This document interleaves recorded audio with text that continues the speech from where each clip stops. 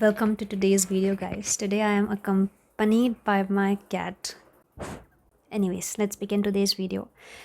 As you might know from the title, it's gonna be a pretty heavy video, but I wanted to make it very chill and calm. I am in my calm energy right now. Like, I'm feeling very calm. I'm in my safe space, and I want you guys to be comfortable and be in your safe space so that I can begin. It's a pretty controversial thing to say, and I might be contradicted. If you want to contradict me, I'll be very open to discussions about this. Today I want to talk about how certain loneliness can never be eradicated, no matter how much you try, or no matter what kind of therapies you do, or no matter how much things you achieve. Okay, it can be replaced, it can be subsided, it can be substituted, but that thing will always be there, that emptiness. So let me preface this by giving you a small interlude on a thinking of mine that I feel to be very true. There will always be two kinds of people. One, from seemingly perfect families, seemingly perfect childhood, they wouldn't outright say their childhood was bad or traumatic or anything that made them fucked up in any way. And then there are second kind of people with varying degrees, but second kind of people who didn't have as good childhood, or could say that they are from broken families, or just something or the other happened that fucked them up in their head. Now there could be varying degrees, spectrum of it, but what I say still stands. Now, when you think about a way a certain thing was built, so there is one way a thing should be, and then there is another way that the thing actually turned out to be. So you follow recipe of making a cake, you're trying to make a cake. It should supposedly be tasting like this, but if one or the other ingredients that you use weren't exactly what the recipe asked, the end result of that product will be something different. But that will be the reality. Now, if the cake acquires conscience and thinks and compares itself to some other cake and think, I'm supposed to taste sweet, why am I not sweet?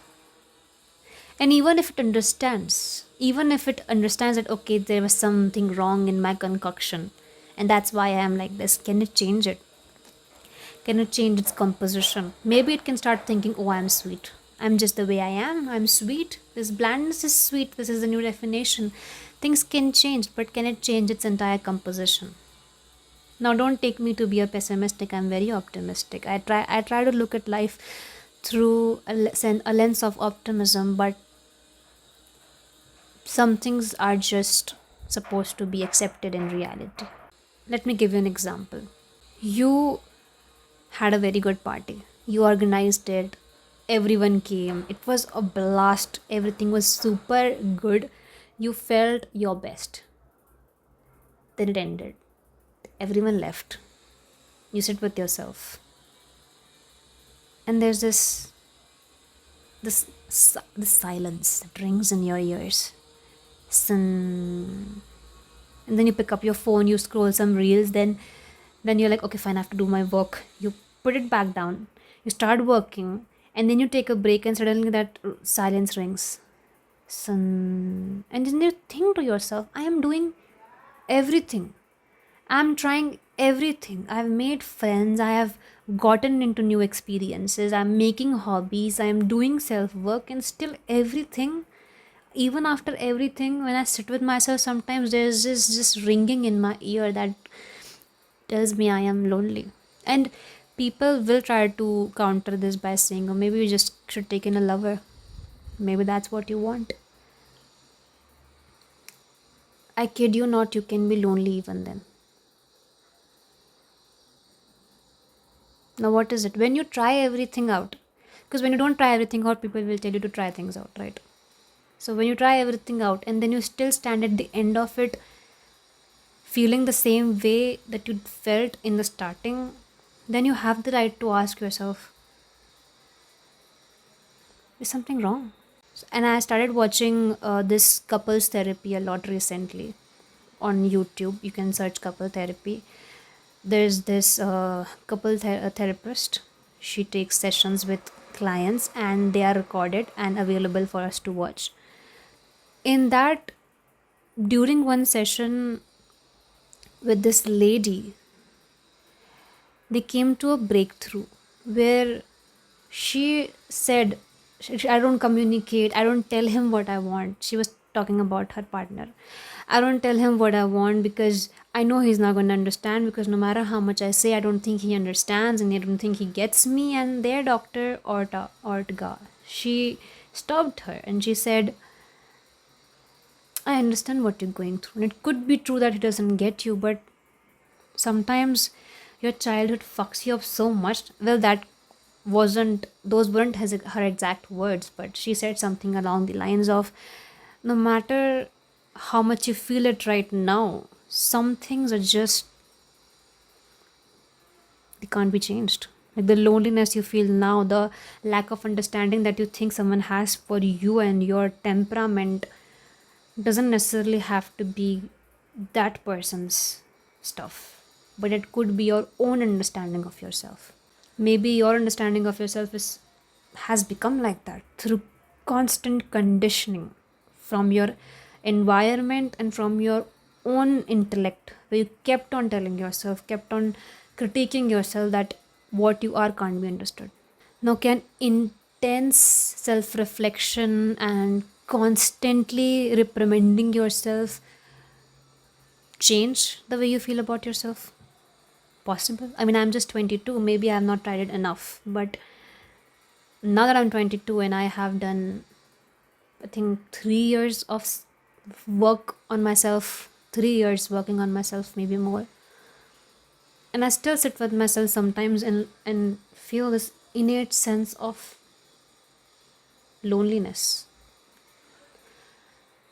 I think I can very well say that sometimes, and vouch for that, that sometimes you just need to accept that a part of you is tainted like that.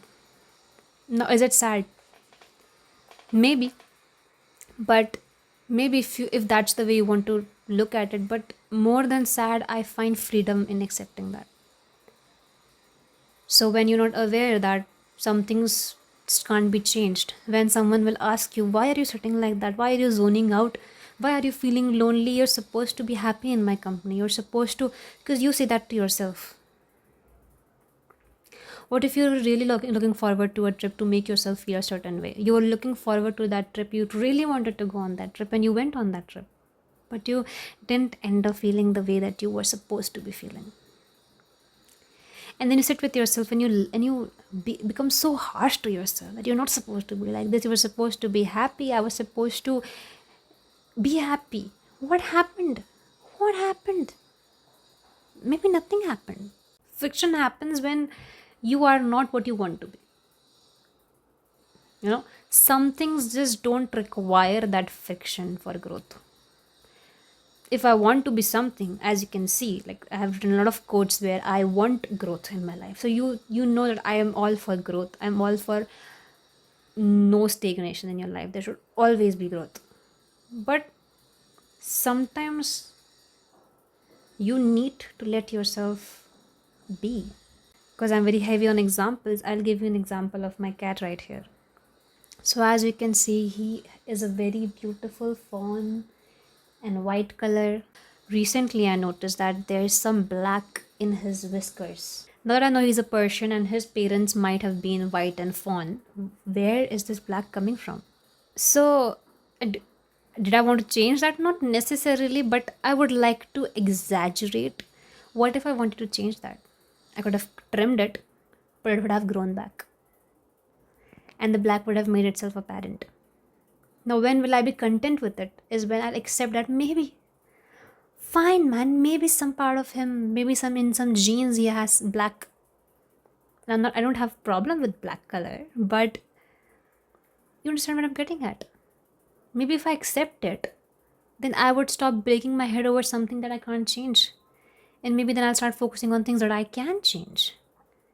And that is focusing on other things in his life. No, is it sad? As I said, it depends on the way you want to look at it. If you want to look at it through a lens of is it sad or is it happy or how does that make me feel, I mean, you can go to that. But if you look at it like that, then there are obviously going to be some pretty dramatic emotions that will make you feel a certain kind of way. But if you accept that that is just how it is going to be, then when that loneliness surfaces, now I will tell you what happened with me when I understood that and when I started accepting it. I became more of my authentic self. Now don't I now I do relapse sometimes, but I became more of my authentic self. I liked being by myself. I liked my own company. I liked having my own things to do. So I'm a pretty creative person, but I'm not very talented. But I like to do some things here and there, and I just like to be by myself. I like to be this weird person who has random bursts of energy, and I dance and I sing and I do so many things, and I like being by myself. But when I started understanding that I feel lonely, and I wanted to erase that, I wanted to eradicate that. Now that loneliness came from a very from past of mine, and I will not go into the details, but that past was maybe miserable and that made me feel like that. But when I did not accept that, okay, fine, I'll feel that once in a while, I started wanting to change that, right? I mean, everyone wants to do that. When they don't want to feel certain way, they want to change that. If I don't want to feel miserable, I want to do something that will not make me feel miserable, right? So, but some things can be changed and some things can't. So, in reality, when I applied that, I ran everywhere. And that's how I felt about it. Like, I could just never be satisfied with how much I was getting.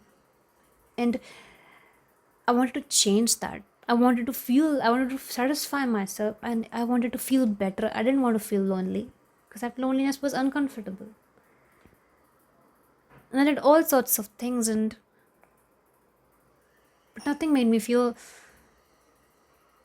not lonely or understood. And don't get me wrong, I had very many good support, very many good supports. I have a good support system still in place.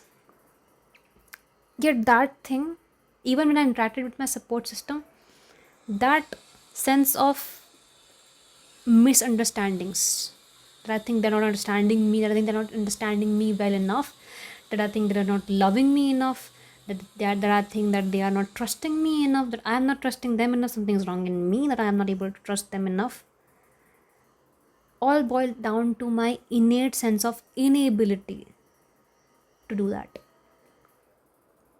Now, if I work on myself well enough, will I be able to do that eventually? Maybe. But keeping all of those issues aside and focusing only just on one issue, that is, innate sense of loneliness will always be there. And once you accept it, you'll be very happy and you'll be very content with who you are as a person. So I didn't like myself enough, right? I didn't like myself because I was feeling lonely. I didn't want to be with myself because I know when I'll be with myself, I'll feel lonely. And I didn't like that loneliness. But when I accepted that I will be lonely, no matter what I do, I started sitting with myself more and more because I knew that even if I did that, I'd have to come back and sit with this. So when I just sat with it and I was like, I will just feel you. Okay? I'll look at you in your eye and I'll feel what you're wanting me to feel. That is miserable. But then I realized maybe this doesn't have to make me feel miserable. Maybe if I just accept it, if I just give it a hug, like, okay, fine, you're feeling lonely. Well, something's happened that made you feel lonely, I know. And you have changed me. So I accepted it. And well, things have just been going very good now. Will I not relapse? Will this not be suddenly a problem? And all of us like suddenly be a problem that I want to run away from again? Maybe. But I hope and I wish I find my way back to it just being okay. So when you scrap yourself, maybe there's a wound here. But if I don't have a problem with this wound, I won't try to look away from it. It won't make my day miserable whenever I by mistakenly glance at it. I'll put on ointment on it. But what if doctor tells me this scar will never go away? then I'll just have to be used to this scar. Sometimes your mental scars like that. Some things fucks you up so much that it just scars. And you can overwrite. I'm trying to overwrite it through spirituality. You can overwrite. I'm telling you, I'm a girl full of hope. And I have a lot of hope. I think this can be changed, but I don't want to lie. And I don't want to exaggerate things that don't need exaggeration. So I would tell you things as it is, that it might or might not get better, but you should first learn to sit with it. Then we'll think about it getting better. Right now, if you sit with it, you'll realize you're a lot more content than you are dissatisfied. And you're a lot more happy and you want to do things more positively rather than pushing yourself in a negative mindset. Because that is recipe for burnout. So if you took away something from this video, I'll be very glad. And if you want to join, add something to the conversation, or you want me to talk more about it, comment that down below. Namaste.